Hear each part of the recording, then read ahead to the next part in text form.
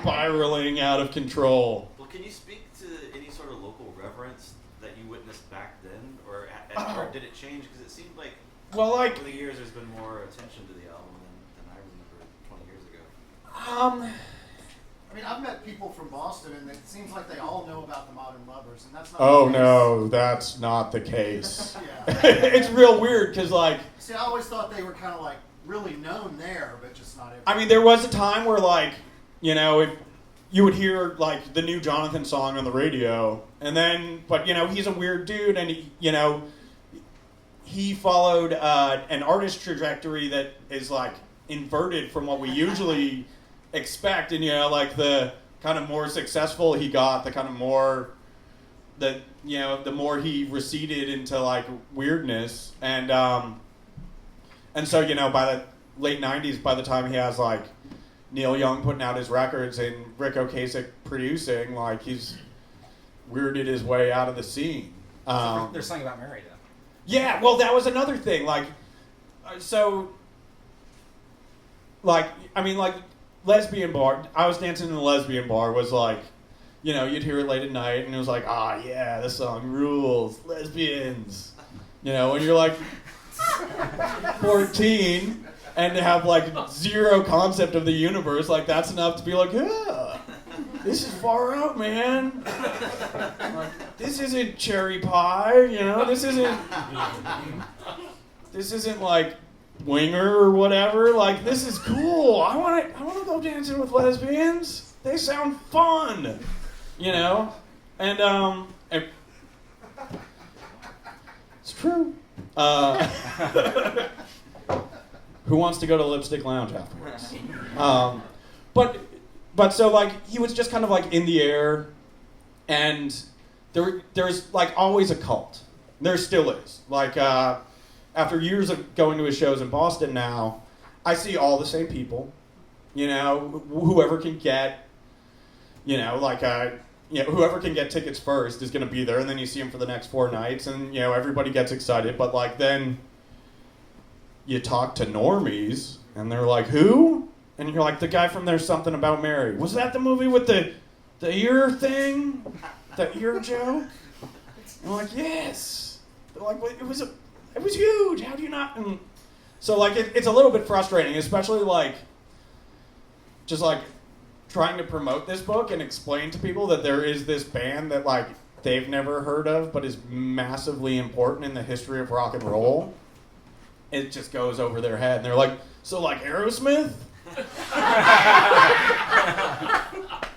Sort of like Aerosmith. And so that's been like a weird thing to kind of like Boston's memory is really short in terms of music. Like because the kind of population turns over so quickly, and with it tastes turn over quickly. Like, I had somebody tell me that Passion Pit were legendary. And, like, whatever, they're a good band, but, like, dudes, that is a legendary Boston band? No! Burying the Remains are a legendary Boston band, to which you get, who? And so, people are even, like, surprised that, like, I don't know, like Jay Giles had records before Freeze Frame, which like is mind-blowing to me. Because, like, I was raised in the church of Jay Giles. Like, if you ever get to hear my stepdad talk about the time he saw him at the Topsfield Fair and got to sit on top of, like, the chicken shack. Man, it is epic, it is beautiful, it will renew your faith in rock and roll. So, like, and as like a history nerd and a music nerd, I see Jonathan Richman and the Modern Lovers as this huge thing. They had a CD, which, like when you're like 14, it's like, whoa, there's a band from Boston and they've got a CD. Somebody put out a CD by a band from here. And, so like that's a big deal. And then, of course, you discover like the Mighty Mighty Bosstones or whatever, and but it's like this kind of like, oh Jesus, don't get me started. Their publicist just found me. And I don't have the heart to like break it to her that like I've literally been making fun of this band since they were playing at the Claddagh in Lawrence to the worst Irish people in the universe. And they're terrible. And they only get worse. And I'm sorry I can't respond to your emails. But like, yeah, there's this really weird, like, there's not a lot of institutional memory in terms of like the music that's come out of Boston. It gets reduced down to Angel is the Centerfold, Dream On, and Shipping Up to Boston. And, you know, everything else is just like, oh, I didn't know there were bands in Boston.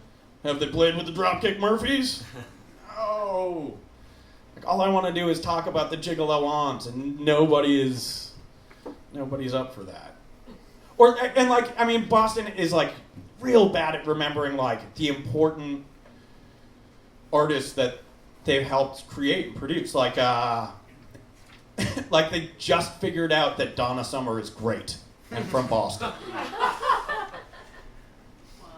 You know, like,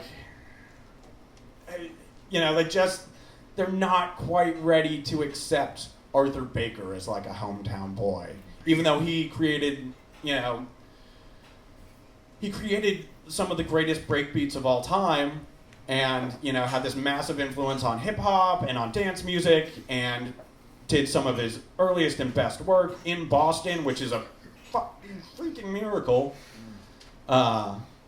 Because, like, studio-wise, Boston is a disaster. Or not a disaster, but has been a disaster at a number of points in its history. Like, they didn't get their first real multi-track studio until 1970. Anyways, yeah,